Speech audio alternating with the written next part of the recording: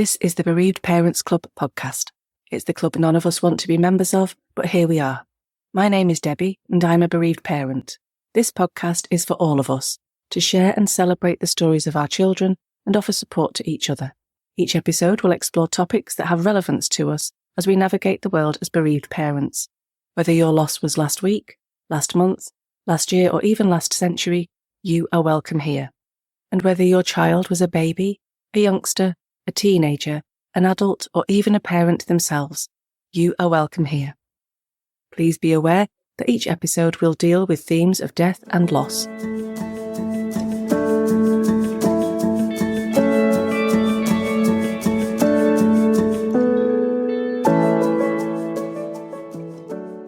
Today's episode, The Newly Bereaved. If you're listening to this, chances are you're recently bereaved by the loss of your child. So firstly, I want to extend my sincere condolences and to let you know that you're not alone and support is available. Please do look at our webpage for links to many organisations. This episode is quite a lengthy one, and I considered splitting it in two. Instead, I've indicated a good time to go and have a break. But you are in control, and you can hit pause whenever you want and pick it up again when you're ready. In the first half, we'll address initial shock, expressing emotions, setting up routines, asking for help, and finding support. After the pause, we touch on what it's like when we grieve differently to our partners, sibling loss, fear of forgetting your child, and finding hope. By way of a brief introduction, I'm your host, Debbie, and my 15-year-old son Dan was knocked down and killed in a road traffic accident in May 2018. He was my only child. Michelle, who you'll meet in a moment, is our guest today. She lost her daughter Alice in 2014 to a condition called Edwards syndrome, and although we lost our children in different ways at different times, we both vividly remember being newly bereaved, and we seek to share with you some empathy and even a little hope. So let's begin. I'm joined by Michelle Meredith, who is the Child Death Helpline Coordinator at the Alder Centre, which is part of Alder Hey Children's NHS Foundation Trust. Michelle, hello. Hello. Today's episode is about being newly bereaved. So we're going to be considering the challenges that face us in those first few days, weeks, and even months after the death of a child. But before we go any further, Michelle, would you mind introducing yourself and then telling us your own story, please? And perhaps how you became involved with the Child Death Helpline.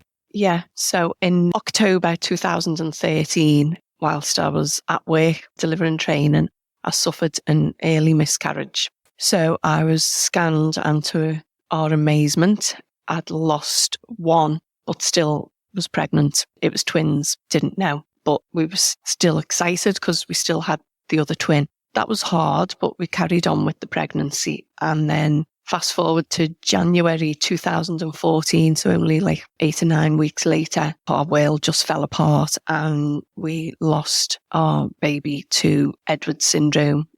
So I had to deliver her. We found out it was a little girl when they found out it was Edwards syndrome because they'd done the testing. So I was brought in to deliver her. It just felt like our world fell apart then.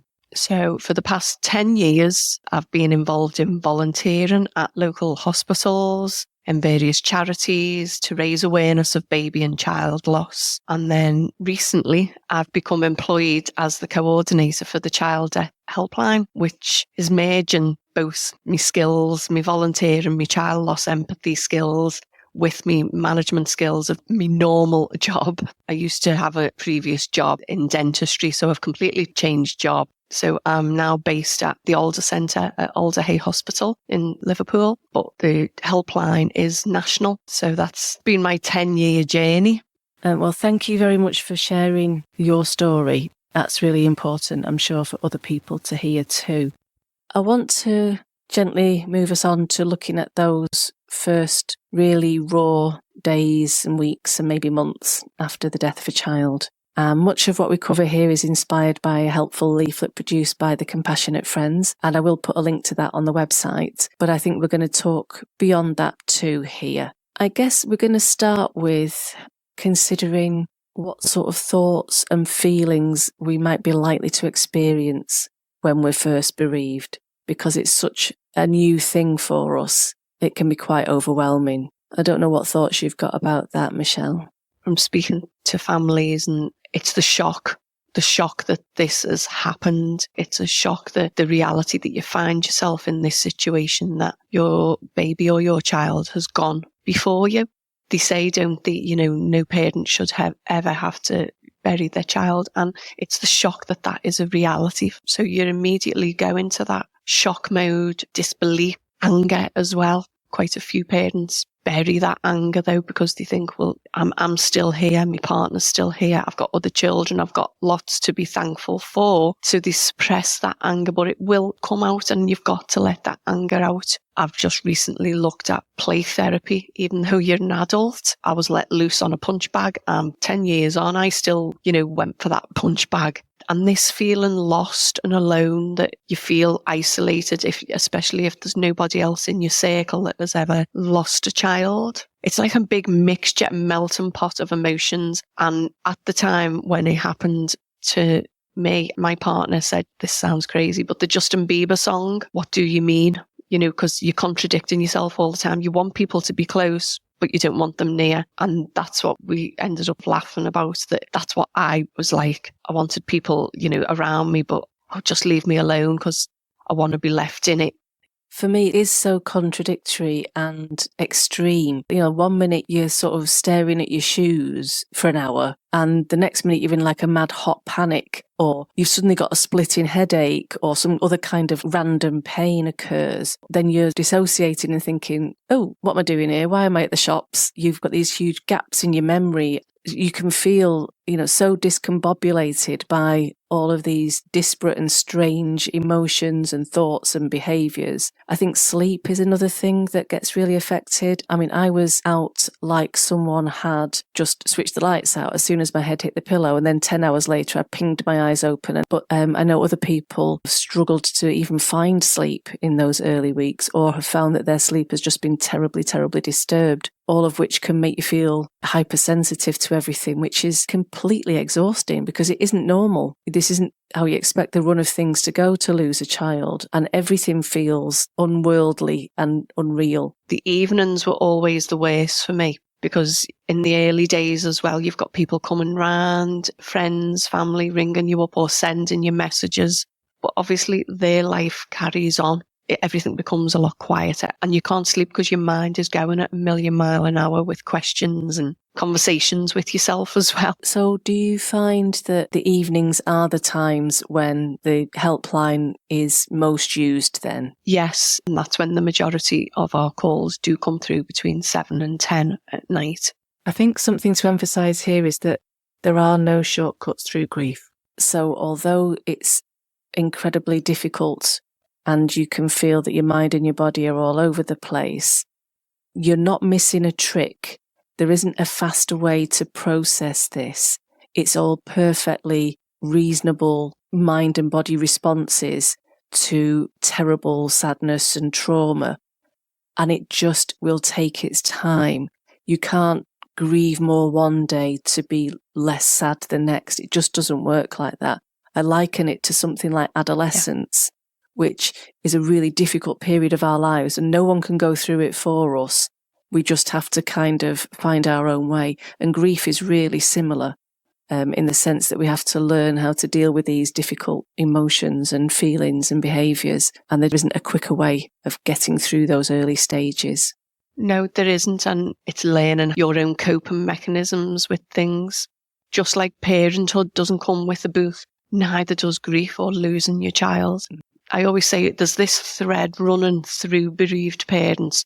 We can identify with each other, but our stories are different and our losses are different. But there's this thread that keeps us together in this club. They say, it's a club no one wants to be part of. But sometimes, you know what? I'm glad of the people I have met on the journey. It's a tough journey, but I'm thankful for the people that I've met. When a family does tell me their story, their child's name, I'm honoured by that. Definitely. Someone once described grief to me like a huge hole that was in them, and the hole never gets any smaller. You just learn how to grow around it. And someone else described it as a jagged stone inside them that never dissolves, but over time simply gets smoother edges. And I think those sorts of analogies are really quite helpful in giving us ways of trying to manage this seemingly overwhelming sensation. Once you can imagine your grief as an object, it helps you see that other things can live alongside it without compromise. So you can have that hole and that stone, but you can also have a pocket of happiness or a handful of hope, if that makes sense.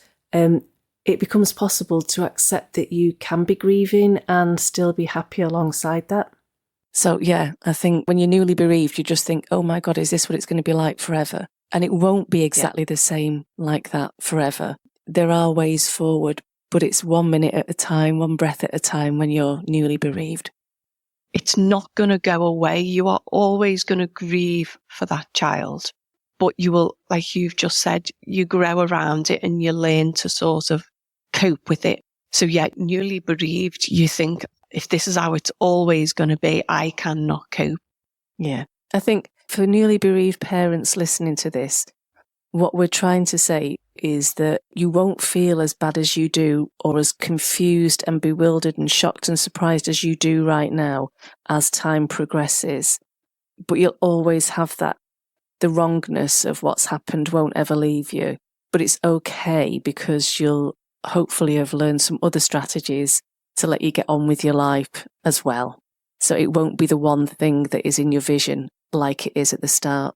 We've talked about how we might express ourselves or behave in this early period, but simply just acknowledging that crying is a really obvious way that you might want to express yourself. Letting it out is always helpful. And it might be that sometimes this comes like a big flood, and sometimes it's like a leaky tap. It might take you a long time to start. I didn't really cry for quite a long time, and then once I did, I cried whatever I was doing. I cried going around the shop. I cried driving the car. I cried walking the dog.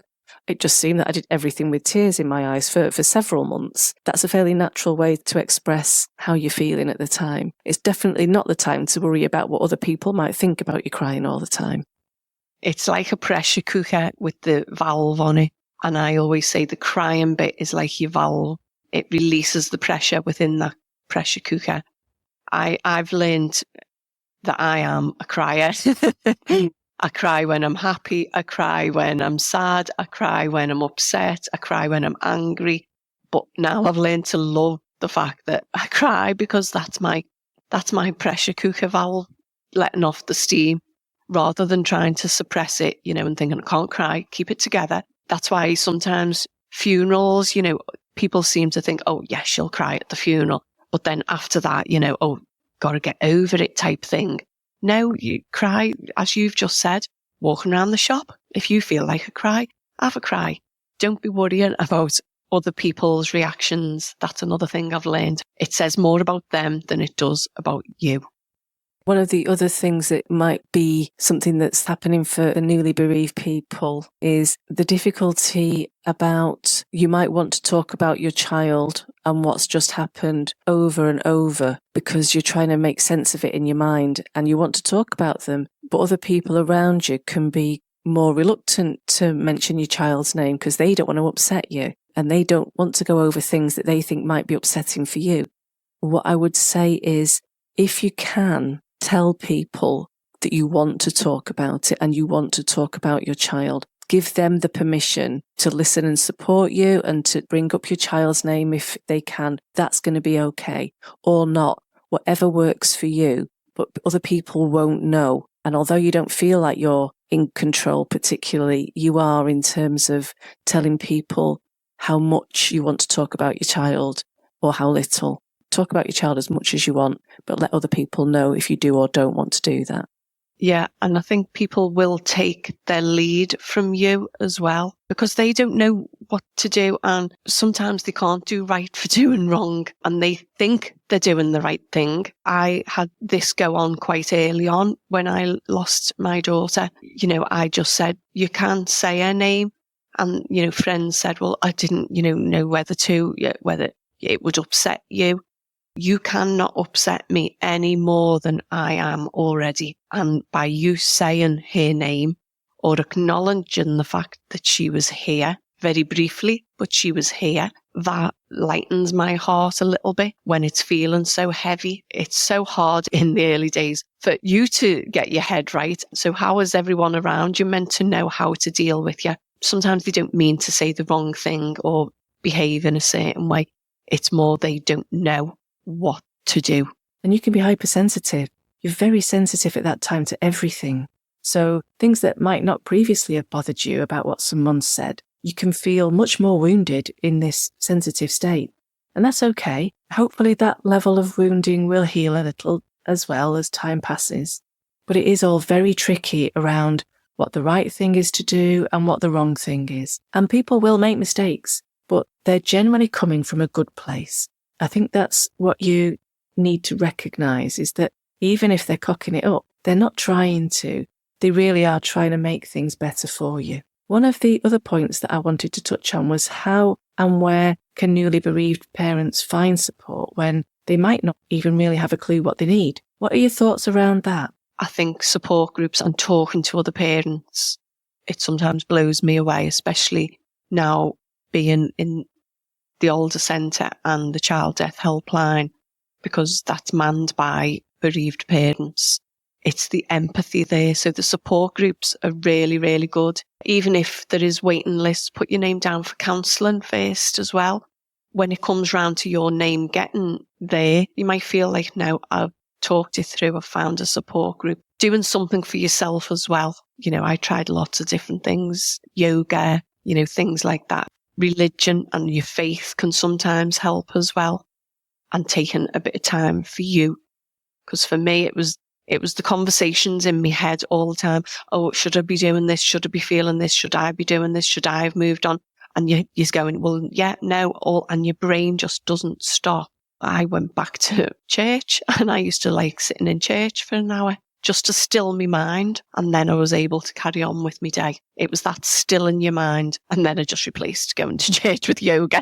Yeah, it can be reading a book, can be watching telly. I stared at the entire 22 series of Criminal Minds, I think, in that first year after Dan died. I couldn't tell you the plot or anything that happened in any of them, but they moved in front of my eyes and it stopped me thinking, or it allowed my brain to just pause for a bit anyway. So I did a lot of that. God only knows how many hours that all adds up to, but that's what kind of got me through that, and going for walks out in nature, because I found the simple act of putting one foot in front of another was like, well, I am going somewhere. I am moving. I am getting some fresh air. That I found valuable in terms just physically moving my body from one place to another was a good thing to do. Like you say, there's more groups now, and there are things like online forums, closed Facebook groups for bereaved parents. So they're very supportive and welcoming environments. So if you don't quite know what to do or where to go, something like an online forum that you can observe or join in or vent, whatever you want to do, that can be quite a helpful way of finding some support quite gently, really. There are organisations, like you say, like Cruise, for example, who do counselling. And I know that that's a different experience depending on where you are, and again, waiting lists might be higher in some areas than others. And then there's helplines too, so maybe now's a good time for you to tell us more about the Child Death Helpline. The Child Death Helpline is open every day of the year, and we are bereaved parents at the end of the phone, but that's not to say the line is just for bereaved parents. We deal with anyone, any questions, any queries. We are mainly there for bereaved parents. But we have had grandparents ring up as well. It's anyone affected by a child loss at any stage. So if that child was lost in pregnancy or infant or adult, we've had elderly parents ring up who have lost their middle-aged child, and they're just reaching out to talk to another parent at how awful it feels when your child has gone before you. That's great, Michelle. And I guess aside from those formal kinds of support, there's the practical things that friends and family can maybe help with. I don't know how to do the shopping anymore, or I don't want to go around the supermarket because I used to do that with my child. So saying to people, can you go and do it for me? Because people are desperate to do something. Often just saying to them, well, this is the practical help that I need. or these are the bits I'm not coping with, and asking somebody to help you. That can be something that you can do. Yeah, and I think we do people a disservice by not asking them because, as you've just said, they are desperate to help in whatever small way they can. So reaching out, I think, as a bereaved parent, that initial reaching out is just the biggest thing. And once you've done it once, and I've talked it through, or I've gone to yoga, or I've gone for a walk, and you come back and you go, yeah, I feel better. And it's just, as you've said, putting one foot in front of the other and moving forward through your grief. That's what you're doing. Yeah, I think when everything is difficult and everything's confusing, if you can simply focus on the basics, like trying to get sleep, just taking some food on board, because you might not feel that you need or you want it, but like you will have found speaking to other bereaved families, a little bit of routine offers a little bit of stability in a world that's become really quite unstable for you. And even if you just see food and sleep as kind of necessary fuel so that you can just be, still here and present, then fine, view them like that. Don't worry about the emotions. This is just biology that we're talking about. But a simple routine, a little bit of fresh air every day, even if it's just a walk to the shop and back to get a Twix, whatever. Yeah. Just very simple routines, very simple self-care routines, I think. Focus on those, the rest will follow. Yeah. We've talked through quite a lot already, and listeners might be finding it all a bit overwhelming, so we'll have a short break. Now's the time to press pause, go and get a brew and a biscuit, take a breath of fresh air, and just give yourself a moment. Come back when you're ready, and we'll carry on.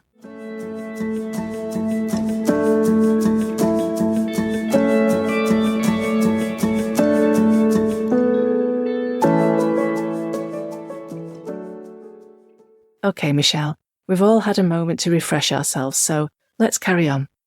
Quite a common thing that happens, which is, why is my partner grieving differently to me? Is that something that you get coming up on the helpline at all? Definitely. We do see a difference in the grief patterns between partners. The onus is on the mother at first, and especially in the early days, I can remember people coming to the house and asking me partner, is Michelle okay? How is Michelle? And he stood there. And it's not until a while afterwards when you start picking things apart that you suddenly go, how must that have felt? They're coming in and they're saying to him, how's Michelle? But he's lost his daughter as well. We lost her together as a family. But when you're newly bereaved, I always say this, you're a little bit, not selfish, but wrapped up in your grief bubble. You're not thinking of your partner at that time. With my partner, initially, we went through some tough times, I'll be honest, where it felt to me at that time, he didn't care. And now I know that's totally wrong. It's because we were grieving totally differently. And that was hard. And all I can say to newly bereaved couples is keep them lines of communication open. And they may not feel or voice it the same as you, but they are feeling it and it will eventually come together. It can bring a couple together, and make them a bit stronger. I think that's what it done with me eventually, not originally. I've been really pleasantly surprised by how many partnerships have survived child loss. Testament to some of the strength of partnerships and the good communication and the patience and the tolerance that people have shown to each other. And it's really wonderful, reassuring thing to know if you're in those early stages and you actually feel like not only are you on different pages, you've been reading different books, then it's okay. You might find out that actually you can talk to each other about those books and share what you've learned from those books and that actually you've gained twice the insight. I think it's hard when one person is perhaps throwing themselves back into work really quickly and appears to be getting on with life while the other one can't get off the settee and get a shower. It is difficult, but I think if you're both able to acknowledge that that's just what each of you needs to do right now, then that's a good starting point. But like you said, the lines of communication, even if it's just to acknowledge what each other's doing, not necessarily understand it, but acknowledge it. I couldn't leave the house, I couldn't get washed, and my partner went back to work quite quickly, and I really struggled with that.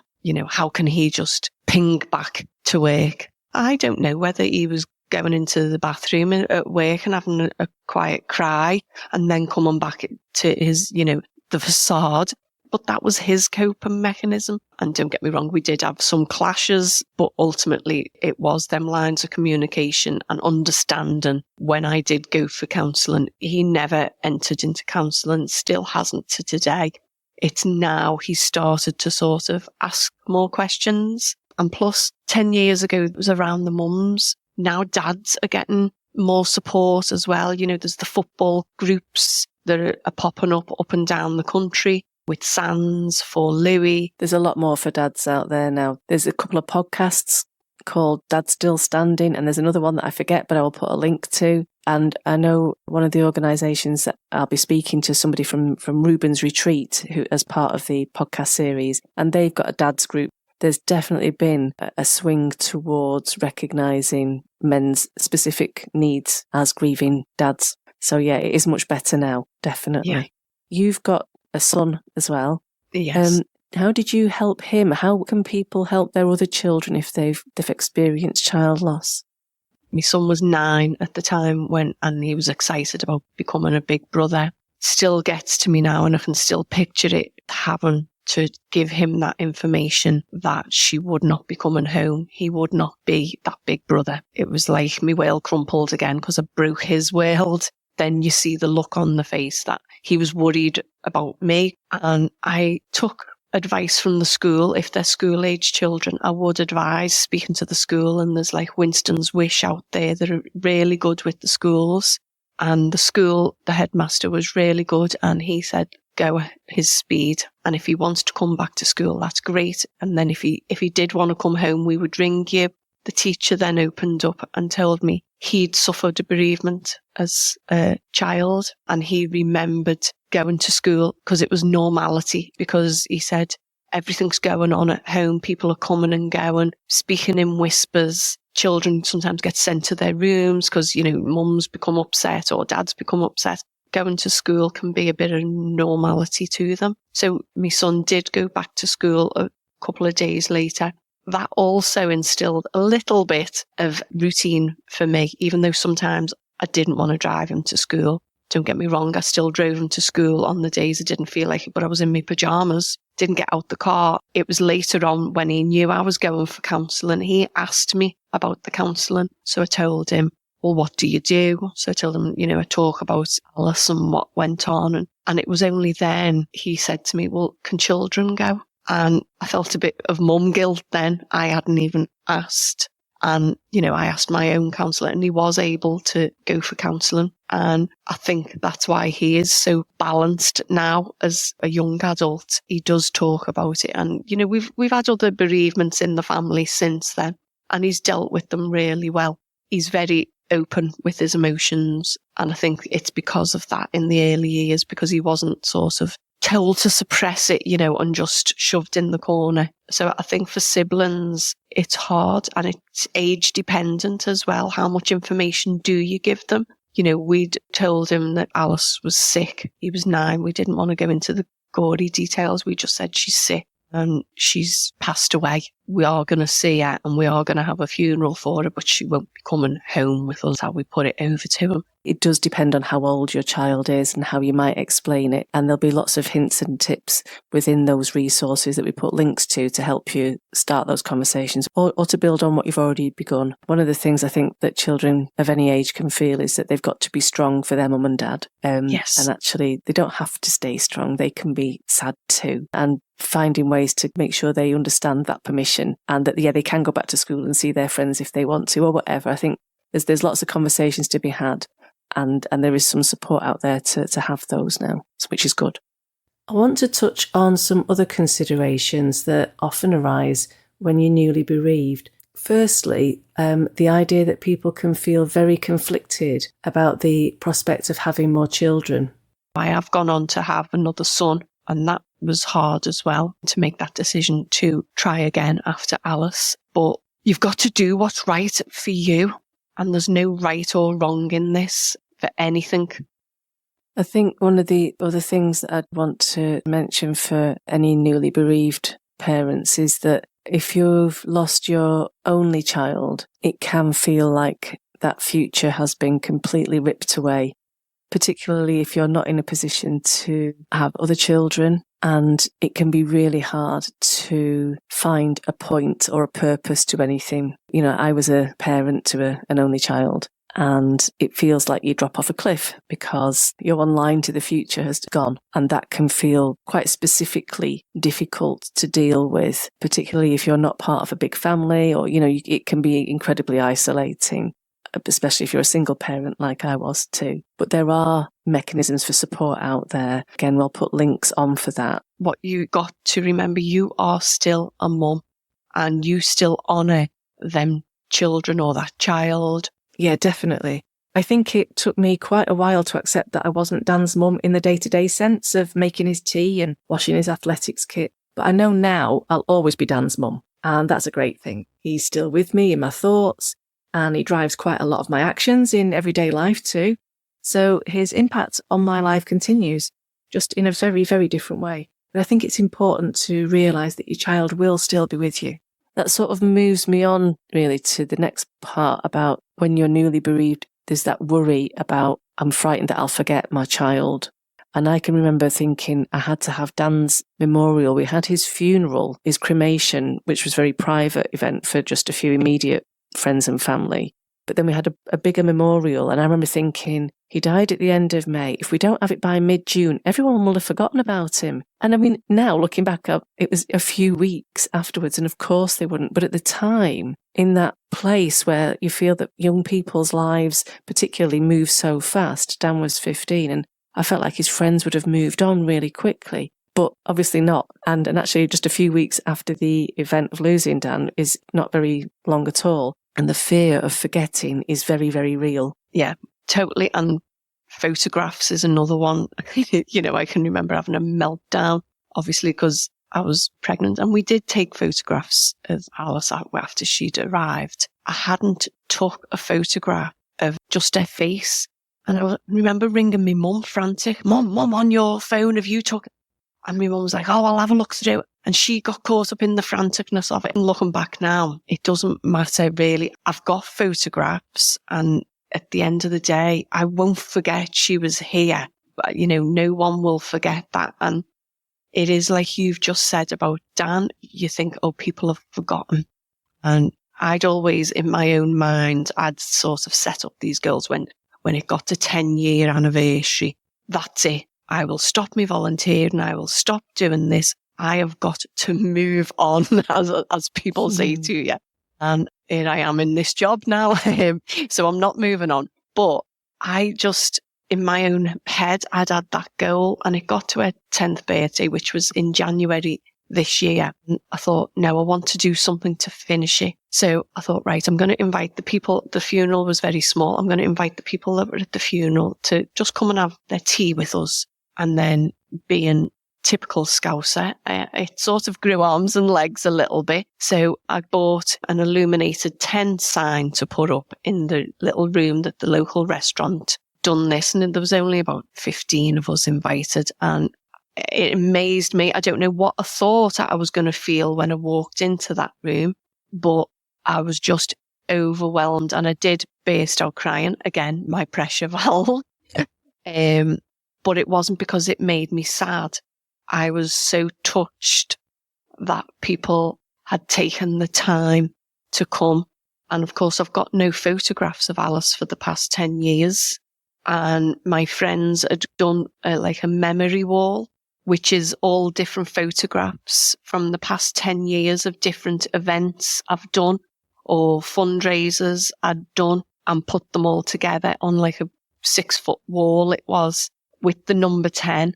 And that just blew me away, seeing the past 10 years, what we'd achieved because of Alice, and in Alice's name and Alice's legacy and her story. Because I don't say it's my story, I say it's her story, because this is still her journey. That's how I bring her along, and that's how we remember her. She's still very much a part of things. People don't forget.